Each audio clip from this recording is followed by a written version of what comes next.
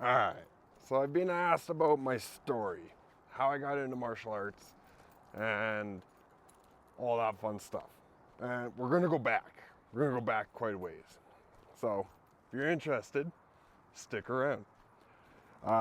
When I was young, I got into a lot of fights in school. I was a poor kid. I didn't have much money. Always wore like secondhand clothing. Always had like weird clothing I found, and I was okay with it. I was okay with like wearing the weird clothing. I didn't really care. Still don't care about wearing whatever the hell I want. But yeah, back then, a lot rougher. So I grew up fighting. I grew up fighting usually a lot bigger people, and that was like from age 5 on. I also had older brothers and older stepbrothers. We'd fight that way, play wrestle, sometimes like straight up fight. And yeah, it was just more of a rough upbringing. And then let's skip ahead a little bit. Well, actually, let's stay there for 1 second. When I was really young, I absolutely wanted to become a ninja. I wanted to be a ninja, I wanted swords, I wanted all that fun stuff, as most young boys do. Then, sorry, I'm walking my dog too, so if I stumble, that might be an issue. But wanted to be a ninja. Loved Ninja Turtles. I loved, like, it was weird because I actually liked the Foot Clan from Ninja Turtles because they look cool. I like Shredder because he looked cool. I liked all that. I loved it. I was actually always intrigued by like Japanese culture, ninjas, samurai, ronin, all of that. I remember having a book. It was The Art of Ninjutsu. It was like this little like 100-page book. And it was like how to be stealthy and all this other stuff. And like when there's light, you want to duck down. And man, did I ever train all that ninjutsu stuff written by a white guy. But like, I just loved it so much. When I was a little bit older, like grade 4 or 5, I started like going to the local dump, finding aluminum hockey sticks, smashing them with a hammer like over a fire, thinking I was forging something, until it was like a sword shape. I would sell them. Like, I'd keep the coolest ones for myself. I'd make like a wooden handle for them and everything. Then I'd sell them to friends. And like, that's how I kind of made money way back when, hustling. Hustling with like ninja stuff in mind. Always wanted to be a ninja for Halloween, either a ninja or Jason Voorhees. Either one always piqued my interest.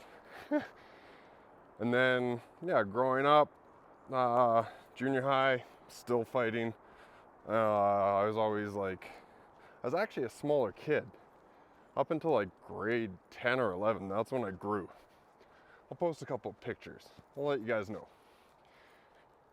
And then got into hockey, and I was one of the smaller people when I started. I started late. I started in grade 6, and I got the shit kicked out of me. I sucked at skating, sucked at everything. And back then, I started right in hitting hockey. It was called Pee Wee back then.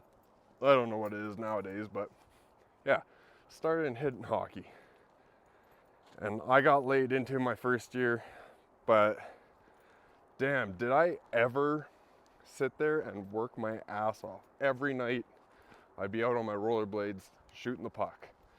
I'd be down at the rink as much as I could for free skate or open ice sessions and stuff like that.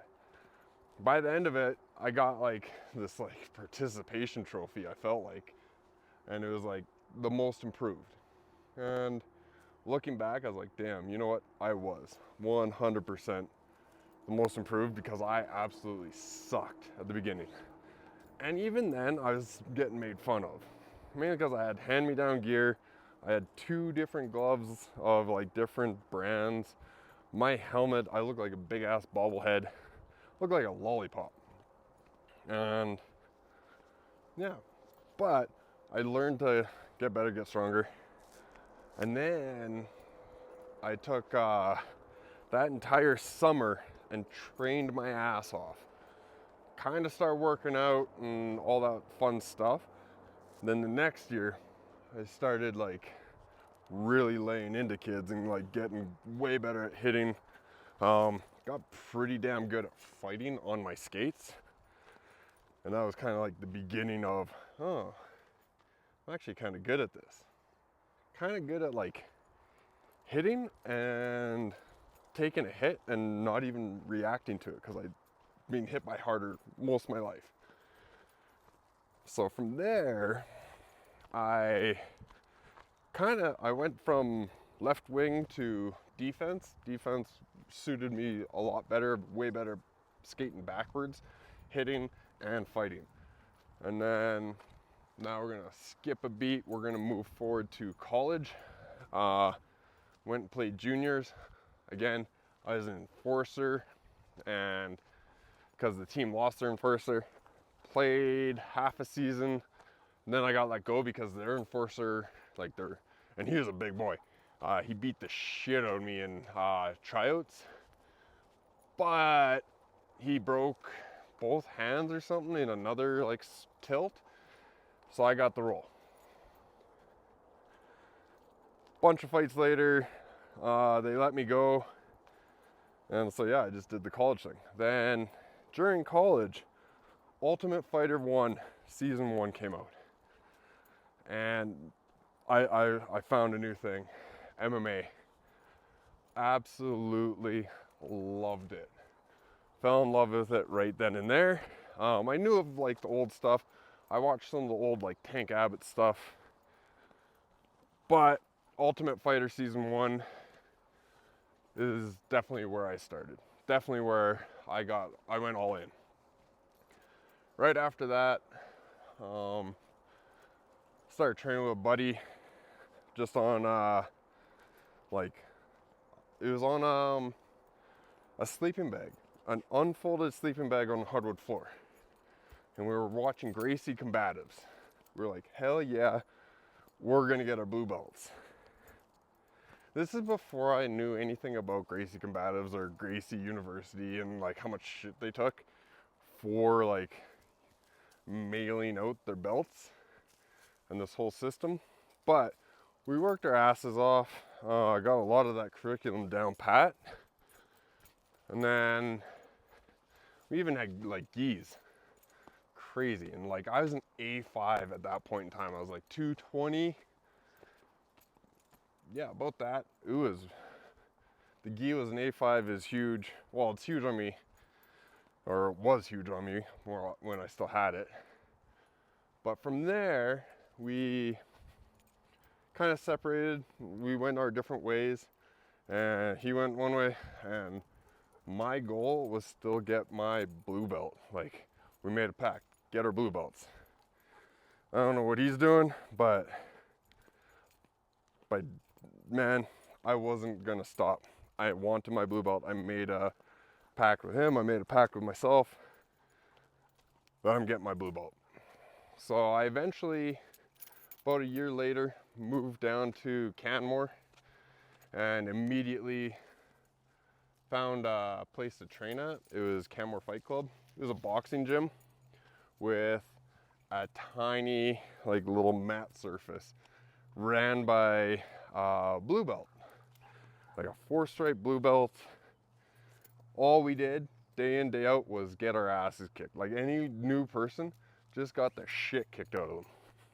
It was trial by fire. It was old school jiu-jitsu, definitely. Newer ways, definitely keep more members where you're a little bit nicer to the people that come in, so you can keep the members going. Back then, not so much. Just walk in, get the shit kicked out of you, walk out, sit in your vehicle, contemplate life choices, and wonder why the hell you're even doing it. So after that, I stayed in that or with that gym probably about a year and a half, and then it closed down. Heartbreaking, sucked. At that time I was training jiu-jitsu, boxing, a little bit of MMA, and a little bit of kickboxing. I did have some kickboxing previous, but not much. So yeah, that was the initiation into an actual club. I put quotation marks around that. Not a super good club, but it was jiu-jitsu. I did get the shit kicked out of me. Under that, I did have my first few tournaments in which I did rather well. They were like the CBJJF, so the Canadian Brazilian Jiu-Jitsu Federation tournaments, and I actually had a blue gi and a white gi to like train for these ones back when I wore that shit. Now it's orange gi or nothing. Little side note on that one, the orange gis come from Dragon Ball Z, 100%. I absolutely love Dragon Ball Z, Dragon Ball Super, all of them. Not Dragon Ball GT. Dragon Ball GT sucks, and you can fight me on that one, but it's the worst. So yeah, all of my gis are like some kind of color. I'm gonna take this trail, and yeah, I love my orange gis. Dragon Ball is another influence of mine. Growing up, when I was like 5 or 6, I was in like this dollar store, or no, it was a thrift store, and I found old school Dragon Ball Z comics in Japanese that you read right to left, and they were like 15 cents or something, and there's like 5 of them, and I bought the 5 of them, and it was the Saiyan chapter for Dragon Ball Z. Didn't know Japanese, didn't know anything, but man, did I ever love the artwork, and I traced that stuff so much all the time. In love with that. So Dragon Ball Z, big inspiration for me. Coming back to a little bit more present time. So the club closed, and I looked at my one main training partner. The blue belt that was like kind of running it hadn't really been coaching at all for like say the last 6 months of Camware Fight Club. He just buggered off, and coaching kind of fell on my shoulders. And so, yeah, I was kind of running the class as a 3-stripe white belt. 3-stripe white belt running classes. Then we went and, yeah, 2015, opened up our own club, Bow Valley Jiu-Jitsu. It was crazy because we were 3-stripe white belts, not supposed to make it, not supposed to do anything as a 3-stripe white belt. Everybody doubted us. Thankfully, we did find a guy to kind of mentor us, Brian Bird of Champions Creed. He was like, yeah, if you want to start one up, I'll help you guys out. So one of his stipulations was we needed to get our blue belts. So we were training and teaching twice a week at Bow Valley Jiu-Jitsu. Like, we would set down the mats and tear them up every single night, because we were in like this yoga studio kind of thing. So we'd put down the mats, bring them back up every single training session. Then on the off days that we weren't teaching, we would drive into Calgary, get our training in, try to get our blue belts, and that was a lot. So that was like 4 days every time.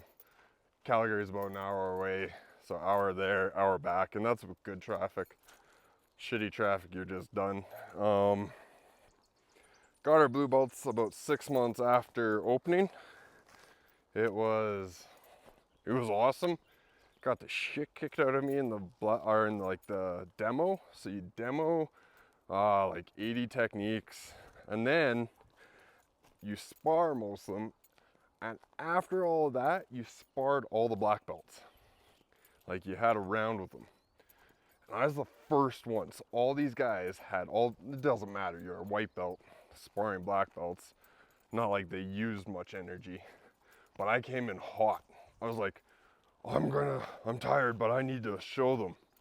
And I came in hot on the first guy. He wrecked me handedly. And then the next guy in the line, he saw this. He's like, nah, I'm not letting Travis do that. And so he matched that energy, but at a black belt level, and just utterly destroyed me.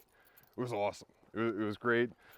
I was probably the most worst for wear because I came into each roll hot and going hard. Then got the blue belts, kept going with Bullied Jiu-Jitsu, kept competing. I've been competing since 3 months of training. So I've been competing all the way through, and I'm not gonna stop. I've competed these last few, bunch of times these last few months. I'm actually kind of known a little bit in this area for the guy that will just take that fight. I've had a lot of hard matches this past year. Love it. I wouldn't expect, I don't want anything less. I want the hardest matches. Let's go. But yeah, I competed the entire time.